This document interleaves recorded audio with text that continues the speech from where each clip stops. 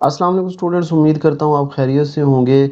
जी students, जो आपके tenses हैं, जिन बच्चों को टेंसेस समझ नहीं आते या समझ आते हैं लेकिन अभी तक क्लियर नहीं हुआ कि सर ये सिंपल प्रेजेंट क्या है, कॉन्टिन्यूस क्या है, फिर ये पास्ट टेंसेस क्या होते हैं, और फिर इनके अंदर फर्दर पॉजिटिव सेंटेंस कौन से होते हैं, नेगेटिव सेंटेंस कौन से होते हैं, इंट्रोगेटिव सेंटेंस कौन से होते हैं, इनको बनाने का तरीका क्या होता है। बेटा, आज की वीडियो जो है आपके लिए बहुत ही ज़्यादा अहम है, क्योंकि आज हमने बहुत ज़्यादा मेहनत से आपके लिए वीडियो बनाई है।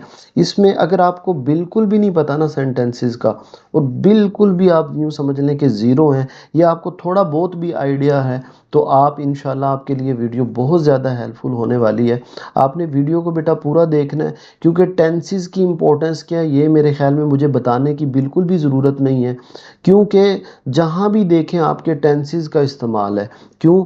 आपकी जो इंग्लिश की बुक है वो तो टोटल ही टेंसेस आएंगे तो आप अच्छा लिख सकेंगे, लेकिन अगर आप 9th के स्टूडेंट हैं, 10th के, फर्स्ट ईयर के, सेकेंड ईयर के, फिर तो ये आपके लिए बहुत ही ज़्यादा इंपॉर्टेंट वीडियो है।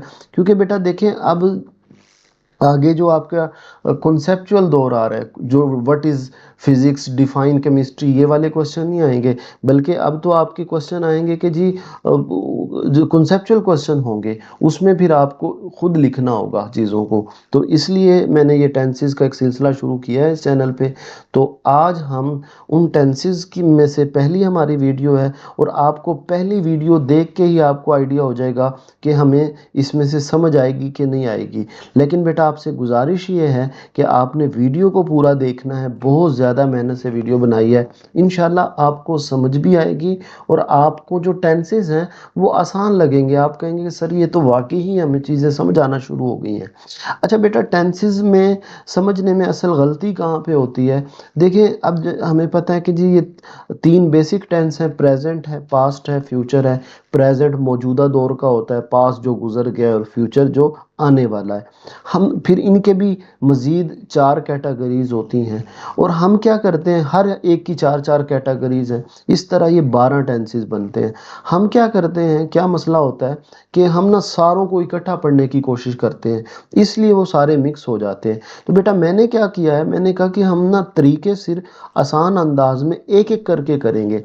अब मैंने जो आज की वीडियो है, जो आपके इन टेंसेस हैं, उसमें हम प्रेजेंट में से जो आपके सिंपल प्रेजेंट होते हैं, जिनको प्रेजेंट इंडेफिनेट भी कहते हैं, उसके सिर्फ पॉजिटिव सेंटेंस करेंगे, और वन बाय वन हर एक की अलग अलग वीडियो बनाएंगे। और इन पॉजिटिव सेंटेंस को ही हम ऐसे ही नहीं, मैंने क्यों एक अलग अलग वीडियो बना रहा हूँ कि जब हम पॉजिटिव सेंटेंस पे हमारा फोकस होगा तो फिर हम देखेंगे कि उस अब इसमें सारी वीडियो में पॉजिटिव की ही बात होगी। उसमें सब्जेक्ट कैसे लगता है, first form of the verb कैसे लगता है, ऑब्जेक्ट कैसे लगता है। फिर ये भी बाज़ बच्चों को नहीं पता होगा कि सब्जेक्ट क्या होता है, वर्ब क्या है, मैंने उसके लिए भी थोड़ा सा इंट्रो डाला है। फिर ये जो फॉर्म ऑफ द वर्ब क्या है उसके बारे में भी थोड़ी सी बात बताई है। और फिर हम ये जो पॉजिटिव सेंटेंस हैं, प्रेजेंट के, इंडेफिनेट के, इन यूज़ कहाँ होते हैं, ये इनकी पहचान क्या है। तो इसलिए बेटा आपने वीडियो को देखना है मुकम्मल। इंशाल्लाह आपको समझ भी आएगी, और आपको मज़ा आएगा कि सर टेंसेस की तो आज हमें समझ आई है। चलें जी, हम शुरू करते हैं।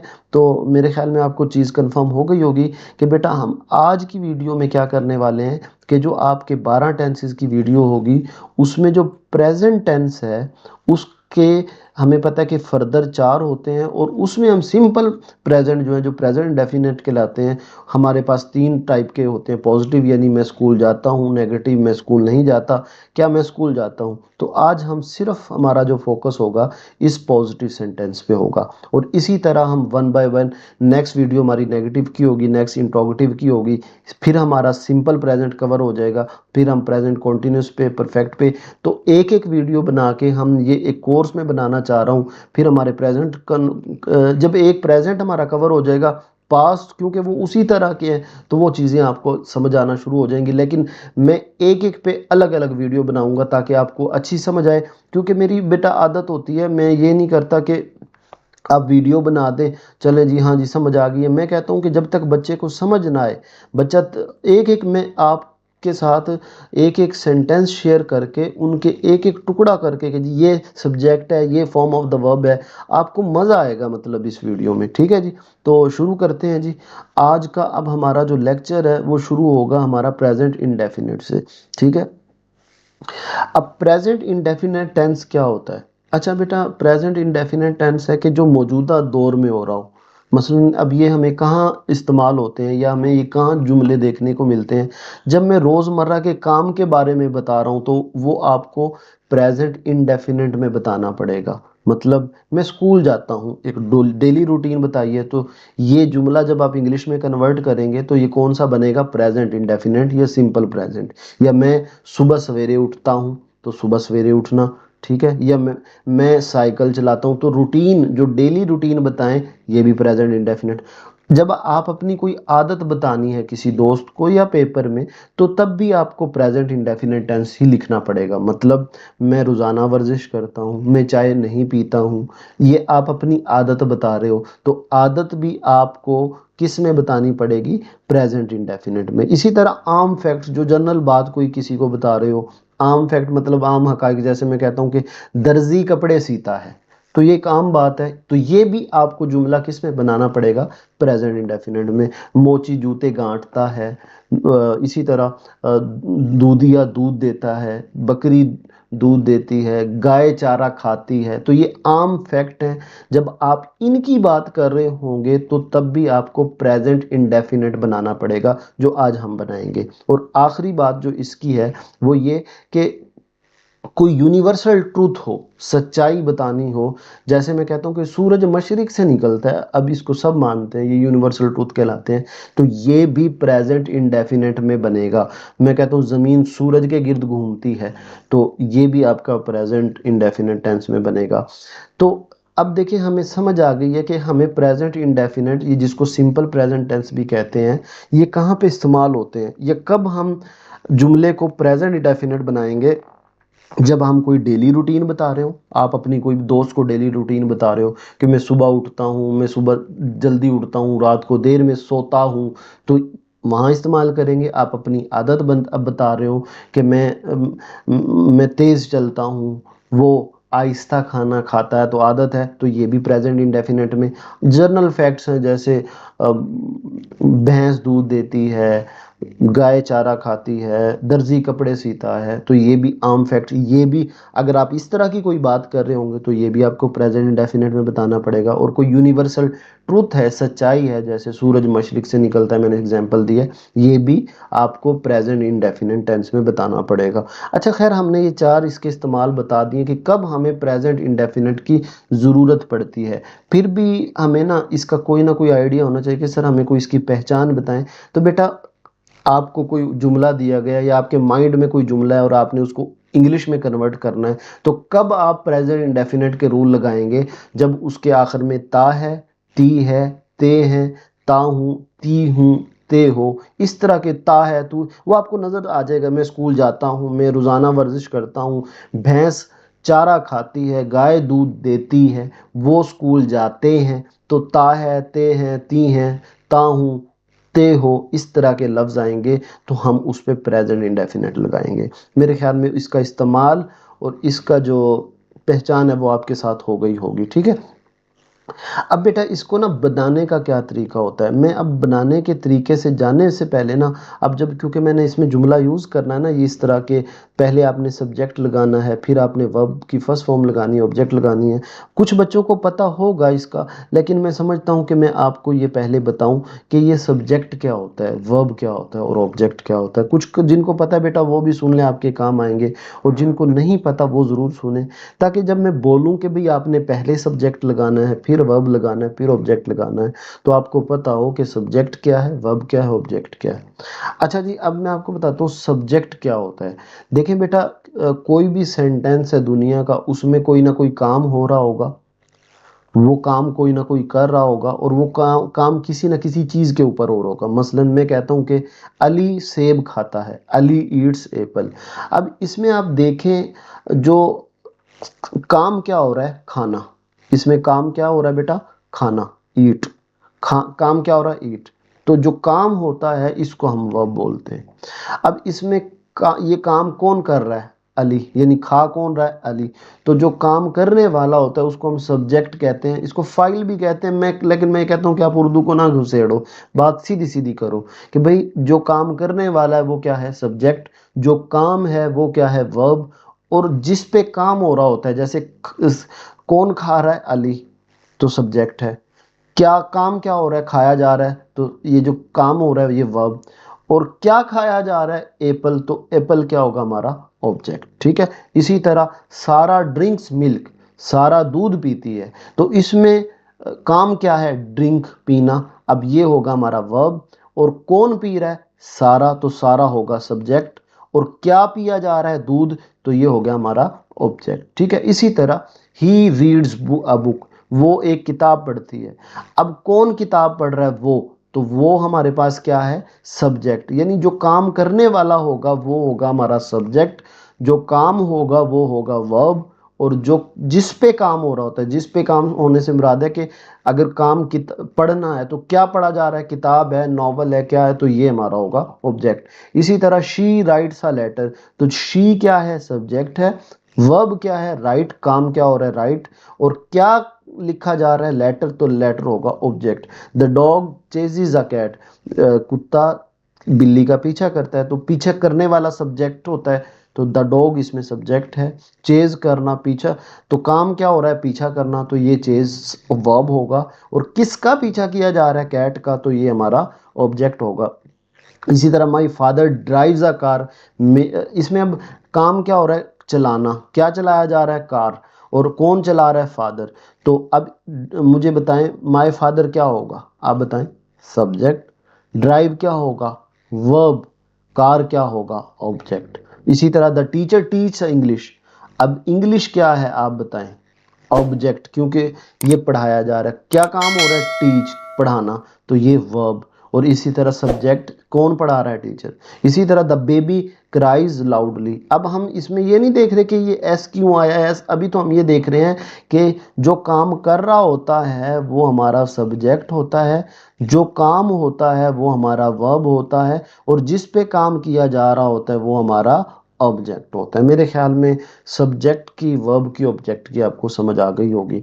अच्छा, इसके बाद बेटा जो मैं ज़रूरी समझता हूँ इसमें आपको ये पता होना चाहिए, अब सब्जेक्ट ऑब्जेक्ट की आपको समझ आ गई ना। मसलन अभी जुमले की साख्त पे ना देखें, गौर करें, मुझे बताएं कि फार्मर, अगर सब्जेक्ट लिखा, फार्मर ग्रो क्रॉप्स, किसान फसलें उगाता है, तो इस पे आपको समझ आ रही है ना कि जो मैं इसका थोड़ा पॉइंटर ऑन कर लूँ ताकि वो ना आपको कहाँ पे होता है ये पढ़ा हुआ, ये ले। अब देखिए, फार्मर ग्रो क्रॉप्स, अब फसलें किस, कौन उगा रहा है? किसान, तो किसान क्या है? सब्जेक्ट।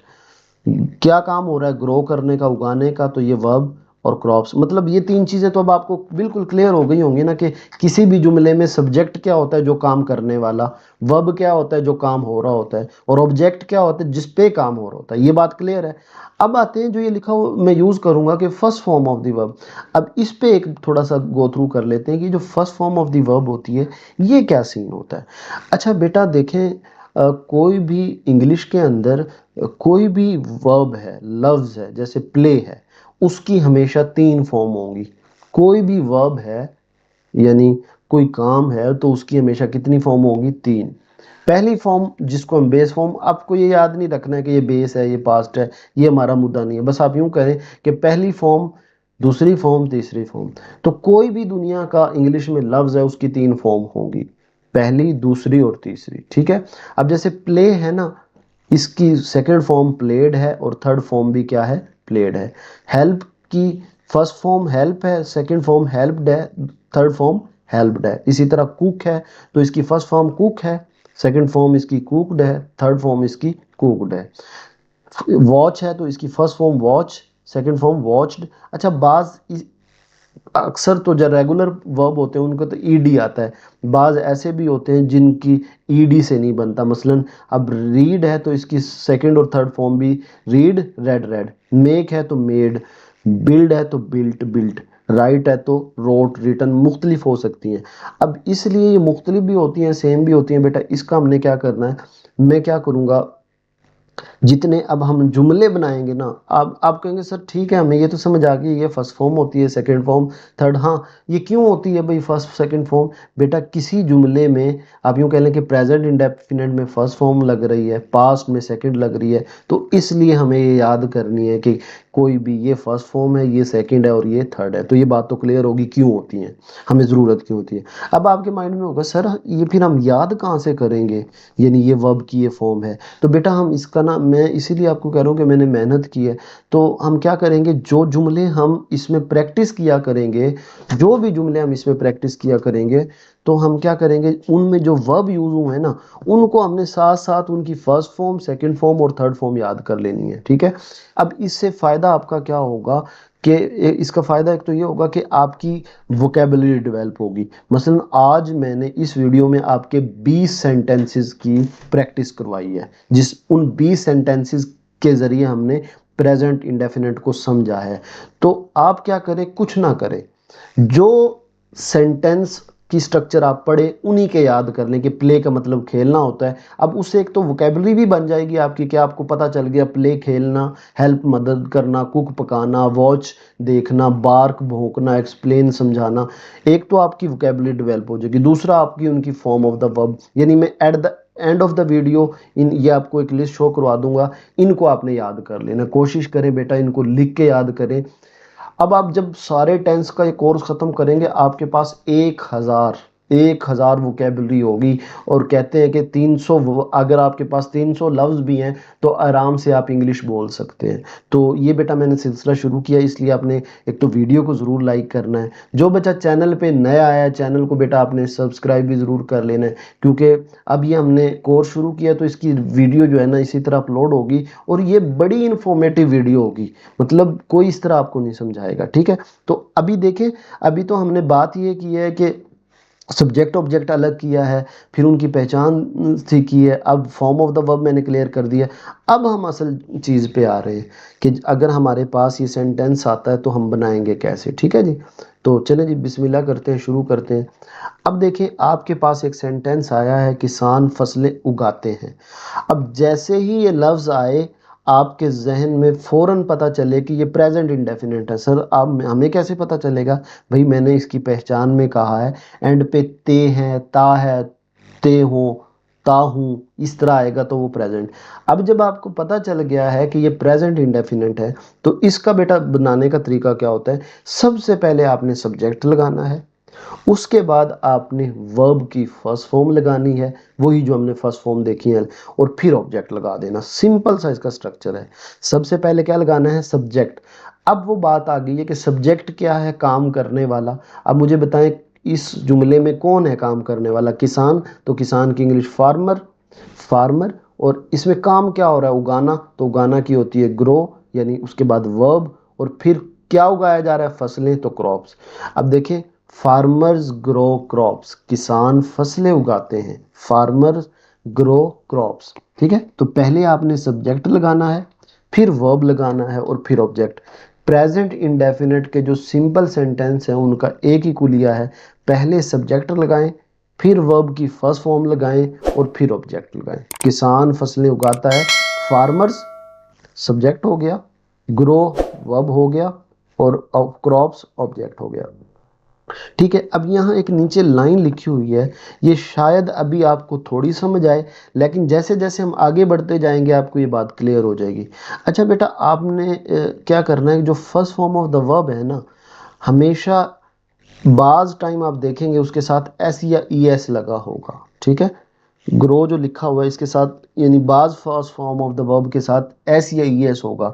वो जब आगे आएगा मैं मज़ीद समझा दूंगा, लेकिन अभी आपके लिए ये याद रख लें कि अगर आपका जो सब्जेक्ट है, अगर आपका सब्जेक्ट है जैसे फार्मर, अगर ये प्लूरल है, जैसे अब फार्मर एक होता है, फार्मर्स जमा हो गई, प्लूरल है, या सब्जेक्ट दे है, यू है, वी है, आई है, तो आपने फर्स्ट फॉर्म लगानी है, उसके आगे एस या ई एस नहीं लगाना। मेरी बात क्लियर हुई है कि अगर सब्जेक्ट जमा है, प्लूरल है, या दे है, जैसे दे प्ले क्रिकेट, या यू है, you write a letter, we we watch movie, I like apple, तो आपने SES नहीं लगाना, बाकियों के साथ SES लगाना है। मेरे ख्याल में बात समझ आ गई, और साथ साथ जब जुमले आगे बढ़ेंगे ये और क्लियर हो जाएगी। नेक्स्ट जुमले पे जाते हैं बेटा। नेक्स्ट जुमला है हमारा, मजदूर मकान बनाते हैं। तो मुझे कैसे पता चला प्रेजेंट है भाई, ते हैं आ गया है, तो प्रेजेंट में तो हम क्या लगाते हैं, पहले सब्जेक्ट, फिर वर्ब की फर्स्ट फॉर्म, और फिर ऑब्जेक्ट। तो इसमें सब्जेक्ट क्या है, मजदूर, तो मजदूर की क्या होती है, वर्कर्स। फिर हमने क्या लगाना है, वर्ब की फर्स्ट फॉर्म, तो वर्ब यानी काम क्या है, बनाना, तो बनाना क्या होता है, बिल्ड, यानी घर बनाना है तो बिल्ड है। वैसे तो मेक होता है ना, लेकिन अगर आप घर बना रहे हैं तो बिल्ड उसके लिए लफ्ज यूज होता है। और फिर ऑब्जेक्ट क्या बनाए जा रहे हैं, मकान या घर, ठीक है। तो वर्कर बिल्ड हाउसेस, मजदूर मकान बनाते हैं, वर्कर्स बिल्ड हाउसेस, मजदूर वर्कर्स, बनाना बिल्ड, हाउसेस मकान, तो वर्कर बिल्ड हाउसेस, वर्कर मकान बनाते हैं, मजदूर मकान बनाते हैं। समझ आ गई बेटा। अब इसके बाद बेटा नेक्स्ट हमारे पास है, हम क्रिकेट खेलते हैं।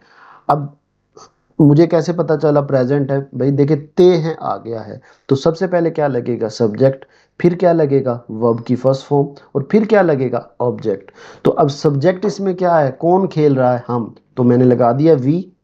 क्या किया जा रहा है, काम क्या है, खेलने का, तो प्ले लगा दिया।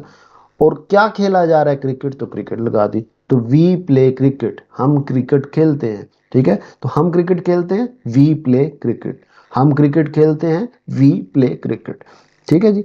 इसके बाद बेटा नेक्स्ट सेंटेंस है, तुम किताबें पढ़ते हो। मुझे कैसे पता चलेगा ये प्रेजेंट है भाई, ते हो आ गया है, तो ते हो आ गया, तो इसका मतलब है वही वाला रूल, सब्जेक्ट, ऑब्जेक्ट, और फर्स्ट, सॉरी, सब्जेक्ट, वर्ब की फर्स्ट फॉर्म और ऑब्जेक्ट। तो सब्जेक्ट इसमें क्या है, कौन पढ़ रहा है, तुम इंग्लिश होती है यू। क्या काम क्या हो रहा है, वर्ब क्या है, पढ़ना, तो रीड। क्या पढ़ा जा रहा है, किताबें, तो बुक्स, यू रीड बुक्स, तुम किताबें पढ़ते हो, तुम किताबें पढ़ते हो, यू रीड बुक, ठीक है। तो इसी तरह अब नेक्स्ट चलते हैं, बच्चे शोर मचाते हैं। तो ते हैं, मुझे पता चल गया कि भाई ये तो प्रेजेंट है, उसका तो रूल है सब्जेक्ट, फिर वर्ब की फर्स्ट फॉर्म, फिर ऑब्जेक्ट। तो अब इसमें देखिए सब्जेक्ट क्या है, कौन शोर मचा रहा है, बच्चे, तो चिल्ड्रन। काम क्या हो रहा है, मचाना, तो और क्या काम, क्या मचा रहे हैं, शोर, तो चिल्ड्रन मेक नॉइज। ये शोर मचाना, ये शोर करना की मेक नॉइज होता है, तो चिल्ड्रन मेक नॉइज, ठीक है। इसके बाद बेटा देखें, वो फिल्में देखते हैं। अब वो जो है, इसमें सब्जेक्ट क्या है, कौन फिल्में देख रहा है, वो, तो वो की इंग्लिश क्या होती है, दे। मुझे कैसे पता चला, वो की तो ही भी होती है, लेकिन देखते हैं तो प्लूरल है, तो वो फिल्म में देखता है होता तो ही होता, वो फिल्में देखते हैं तो दे, ठीक है। दे वॉच मूवीज, ठीक है, दे वॉच मूवीज, वो फिल्में देखते हैं। इसके बाद नेक्स्ट बेटा हमारे पास जुमला है, परिंदे दाना खाते हैं, दाने खाते हैं। तो परिंदे सब्जेक्ट, खाना कौन खा रहा है, परिंदे, तो बर्ड्स, खाना, ईट ग्रेन्स, बर्ड्स ईट ग्रेन्स, ठीक है। इसके बाद नेक्स्ट जुमला हमारे पास, असातिज़ा सबक समझाते हैं। तो असातिज़ा टीचर्स, एक्सप्लेन समझाना हो गया, और लेसन, तो टीचर एक्सप्लेन लेसन। अब देखिए वही तरतीब चली आ रही है, सब्जेक्ट, वर्ब की फर्स्ट फॉर्म और लेसन। हम यहाँ एस या ई एस क्यों नहीं लगा रहे, क्योंकि हमने कहा था कि जब भी, अब जैसे दोस्त तोहफे देते हैं, तो सब्जेक्ट कौन है, दोस्त, फ्रेंड्स। तोहफे देना, देना का क्या होता है, गिव, और क्या ऑब्जेक्ट, क्या दिया जा रहा है, गिफ्ट, तो गिफ्ट्स। अब देखिए फ्रेंड्स गिव गिफ्ट्स, दोस्त तोहफे देते हैं। अच्छा वो मैं बता रहा था कि हम एस या एस क्यों नहीं लगा रहे, क्योंकि भाई हमने अभी तक एक रूल पढ़ा है कि अगर फाइल यानी सब्जेक्ट जो है वो प्लूरल हो या आई वी यू दे हो, तो हम एस ई एस नहीं लगाएंगे। फ्रेंड्स अब प्लूरल है तो इसलिए नहीं लगा रहे। बात बेटा क्लियर हो रही है, सब्जेक्ट काम करने वाला, वर्ब की फर्स्ट फॉर्म। अब ये एक ही तरतीब चली आ रही है, मैं दूसरों की मदद करता हूँ, I help others, I help other, मैं दूसरों की मदद करता हूँ। अच्छा ये हो गया बेटा। अब ना, क्योंकि आगे जो है ना वो ख़त लिखती है। अब देखें एस या ई एस वाले जुमले आ गए हैं जिसमें आपको एस ई एस, तो अब ये हमारा मतलब जो बगैर एस ई एस वाले थे ये क्लियर हो गए, और मुझे लग रहा है कि आपको ये क्लियर हो भी गया होगा। अब मैं आपको एक जुमला देता हूँ, उसका आपने कमेंट में इंग्लिश बताना है, ठीक है। हम सबक याद करते हैं, हम सबक याद करते हैं। तो इसकी, क्योंकि ये बिल्कुल इसी तरह का है जैसा मैंने समझाया है, तो देखते हैं जी कौन कौन इसका सही आंसर देता है। हम बेटा हर एक ने अपना अपना लिखना है, चाहे किसी ने सही लिखा है गलत लिखा है, सब ने कमेंट में हम सबक याद करते हैं, इसका कौन देखते हैं जी सही जुमला बनाएगा। अब आ जाए नेक्स्ट पे। अब देखिए वो खत लिखती है, रूल वही है कि पहले सब्जेक्ट लिखना है, फिर आपने वर्ब लगाना है और ऑब्जेक्ट लगाना है। लेकिन आपने एक चीज़ देख रहे हैं कि वो कह रहा है कि एस ई एस ऐड हो गया। अब ये कैसे पता चलेगा कि बेटा जब सब्जेक्ट आपका सिंगुलर हो या ही शी इट हो, वाहिद हो या ही शी इट हो, तो आपने वर्ब के साथ एस या ई एस लगाना है। मैं दोबारा बोलता हूँ, अगर सब्जेक्ट वाहिद हो, जैसे वो अली एक है, ठीक है, बफेलो भैंस एक है, या वो ही तो एक है, तो ही शी इट हो या फिर सिंगुलर नाम हो, तो आपने वर्ब के साथ, बाकी वही स्ट्रक्चर है सब्जेक्ट वर्ब ऑब्जेक्ट, लेकिन उसके साथ एस या ई एस लगेगा। अब एस कहाँ लगता है, ई एस कहाँ लगता है, वो मैं आगे बताता हूँ आपको। अब वो खत लिखती है, कौन लिख रहा है, वो, तो लिखती से पता चला शी है, तो शी राइट की बजाय हमने राइट्स लिखा है, एस ऐड किया। क्यों ऐड किया है, क्योंकि हमने कहा कि अगर आपका ही शी इट हो तो आपने एस या ई एस का इजाफा करना है। और क्या लिखा जा रहा है, लेटर, ठीक है। इसी तरह बेटा नेक्स्ट जुमला है, वो टीवी देखता है। अब ही है, देखिए ही में हमने कहा तो एस ई एस लगेगा, सब्जेक्ट एस ई एस लगेगा और ऑब्जेक्ट, तो ही राइट्स, सॉरी वॉच टीवी, ही वॉचेस टीवी। अब देखिए यहाँ ई एस लगा, तो जहाँ सी एच हो, एक्स हो, इस तरह ई एस लगेगा, अदरवाइज एस लगेगा, ठीक है। एस, सी एच या एक्स हो तो उनके आगे ई एस लगता है, वदर एस, अदरवाइज एस लगेगा, ठीक है बेटा। तो बात क्लियर हो रही है चीजें। अब आगे और जुमले बनेंगे। और मेरी माँ खाना बनाती है, पकाती है या बनाती है, उसी तरह सब्जेक्ट ऑब्जेक्ट उस वर्ब ऑब्जेक्ट, लेकिन एस ई एस लगेगा। क्यों, मेरी माँ सिंगुलर है, एक नाम है, तो सब्जेक्ट मेरी माँ, माई मदर। अब देखिए कुक की बजाय मैंने कुक्स लिखा है, बनाना या पकाना। क्यों, क्योंकि मेरी माँ, माई मदर सिंगुलर है, एक है, तो फूड। एक से मुराद है मदर्स, एस मदर्स होता तो ज्यादा माएँ होती तो फिर ऐसा नहीं लगना था। इसके बाद सूरज मशरिक से निकलता है, तो the sun, subject S E S और ऑब्जेक्ट। अब क्यों एस ई एस लग रहा है भाई, द सन, एक सन है, एक सूरज है, द सन। राइज नहीं लगाया, राइजिज लगाया भाई, सूरज एक है तो एस ई एस लगेगा। और इन द ईस्ट, द सूरज मशरिक से निकलता है, the sun rises in the east. इसके बाद सारा पानी पीती है, तो सारा सब्जेक्ट ऑब्जेक्ट वर्ब की फर्स्ट फॉर्म और ऑब्जेक्ट। तो सब्जेक्ट कौन पानी पी रहा है, सारा। पीना, ड्रिंक नहीं लिखा, ड्रिंक्स लिखा है। क्यों, एस लगना है, सारा अकेली है। और फिर वाटर, सारा ड्रिंक्स वाटर, सारा पानी पीती है।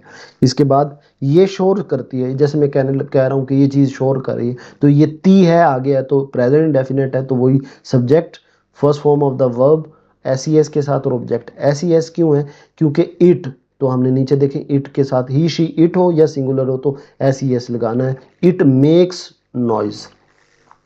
इसी तरह बेटा नेक्स्ट है, रिजवान गाना गाता है, तो रिजवान सब्जेक्ट है, ऑब्जेक्ट और वर्ब की फर्स्ट फॉर्म और ऑब्जेक्ट, तो रिजवान सिंग्स, एस लगाया है। क्यों, क्योंकि रिजवान एक है, सिंगुलर है। और फिर a song, Rizwan sings a song, Rizwan गाना गाता है। कुत्ता अजनबियों पर भौंकता है, तो कुत्ता सब्जेक्ट वर्ब भौंकना, एस के साथ लगाना है। ऑब्जेक्ट क्यों एस के एस लगाना है, डॉग, एक डॉग है, तो एक डॉग के साथ बाग्स भौंकना होता है, एस लगाया है। बाग्स एट स्ट्रेंजर अजनबी, ठीक है। इसके बाद बेटा वो स्कूल जाता है, तो वही सब्जेक्ट, फिर वर्ब की first form S C S के साथ और फिर ऑब्जेक्ट, तो ही गोज। अब देखिए गोज लगाया, गो के, गोज टू स्कूल, तो एस या एस क्यों लगा है, क्योंकि वो है, तो हमने देखे नीचे कहा कि ही शी इट या कोई सिंगुलर होगा तो एस या एस लगेगा। इसके बाद बेटा नेक्स्ट है, वो पेंटिंग बनाती है, तो सब्जेक्ट वर्ब की फर्स्ट फॉर्म एस या एस के साथ, ऑब्जेक्ट, तो शी मेक्स पेंटिंग, ठीक है जी। ये बेटा हमारी आज का लेक्चर था। उम्मीद करता हूँ आपको पसंद आया होगा और आप खुद देख सकते हैं कि हमने इस पे कितनी बेटा मेहनत की है। तो इसी तरह बेटा हम करेंगे आपके साथ। हाँ, मैंने एक चीज़ हमारी रहती है, आपने वीडियो को छोड़ के नहीं जाना। जो 20 में वर्ब आपको होमवर्क दिया करूँगा कि आपने ये याद करने हैं, और ये आपके इंशाल्लाह इस तरह काम आएंगे ना। आपकी मैं सिर्फ ये टेंस नहीं सिखा रहा, यूँ समझ लें आपको इंग्लिश सिखा रहा हूँ। आपको ये टेंस भी समझ आएंगे, और आपने बेटा कमेंट में ज़रूर बताना है कि आपको ये टेंसेस समझ आए हैं या नहीं आए। अभी हम वर्ब की फर्स्ट फॉर्म में आपको याद करवाऊंगा। तो बेटा मैं अगेन बता देता हूँ, एक तो आपने वीडियो को ज़रूर लाइक करना है, जो बच्चा चैनल पे आया है उसने चैनल को सब्सक्राइब करना है। तो हमने आज क्या पढ़ा, 12 टेंसेस में से जो आपके प्रेजेंट है, ठीक है, उसके भी फर्दर 4 होते हैं। सिंपल प्रेजेंट यानी इंडेफिनेट पढ़ा है, और उसमें सिर्फ पॉजिटिव पढ़ा है। नेक्स्ट वीडियो नेगेटिव की होगी, और फिर इंट्रोगेटिव। और मेरे ख्याल में आपका पॉजिटिव बिल्कुल क्लियर हो गया होगा कि पॉजिटिव में हम पहले सब्जेक्ट बनाते हैं, फिर वर्ब और फिर ऑब्जेक्ट, ठीक है। अब हम वो 20 जो हमने याद रखनी है, वो बेटा आपने 3 फॉर्म जो है वो याद रखने वाली चीज़ है। इसको करते हैं, ताकि आप ना कोशिश करें। इसकी अच्छी आदत ये है कि आप लिख लें, जैसे, ताकि ये बाद में जब हमारी सेकंड फॉर्म पे जाएं, थर्ड फॉर्म पे जाएं, तो आपको वो आती हो चीज़। तो प्ले खेलना, प्लेड, प्लेड। हेल्प मदद करना, इसकी सेकंड फॉर्म है हेल्प्ड, हेल्प्ड। कुक पकाना, उसकी सेकंड फॉर्म है कुकड, कुकड। वॉच देखना, तो वॉच्ड, वॉच्ड। बाक भौंकना, बाक्ड, बाक्ड। एक्सप्लेन समझाना, एक्सप्लेन्ड, एक्सप्लेन्ड। क्राई चीखना चिल्लाना, क्राइड, क्राइड। लाफ हंसना, लाफ्ड, लाफ्ड। जंप उछलना या जंप लगाना, जंप्ड, जंप्ड। क्लीन साफ करना, क्लीन्ड, क्लीन्ड।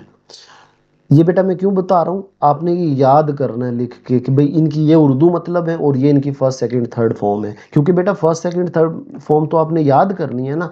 तो जब तक आपको मतलब का ही नहीं पता होगा कि मकान बनाना बिल्ड होता है, तो वो फिर आप जुमला ही नहीं बना पाएंगे, ठीक है। तो इस तरह याद करना है। मेक, अच्छा हाँ, रीड की ना बेटा तीनों फॉर्म एक जैसी होती है, लेकिन उनको पढ़ा ऐसे जाता है, read, read, read. Make, made, made. Build, built, built.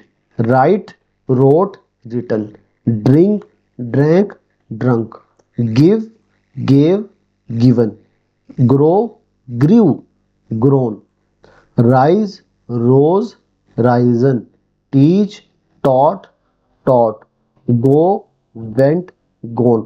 अब बेटा इसमें ये कोई क्वेश्चन नहीं बनेगा आपका कि सर ये गो का गोड गोड क्यों नहीं आया। भाई जो इंग्लिश में है वो है, यानी आपने ये याद करने हैं। ये अब देखिए, अब ये चीज़ आपने याद करनी है, बाकी समझ आपको आ गई होगी, क्योंकि ये तो वोकेबलरी है, और इससे आपकी वोकेबलरी भी बिल्ड हो जाएगी। आपको टेंसेस भी समझ आना शुरू हो गए। बेटा कमेंट में ज़रूर बताना आज का लेक्चर कैसा लगा। अपना ख्याल रखिएगा। अल्लाह हाफिज़।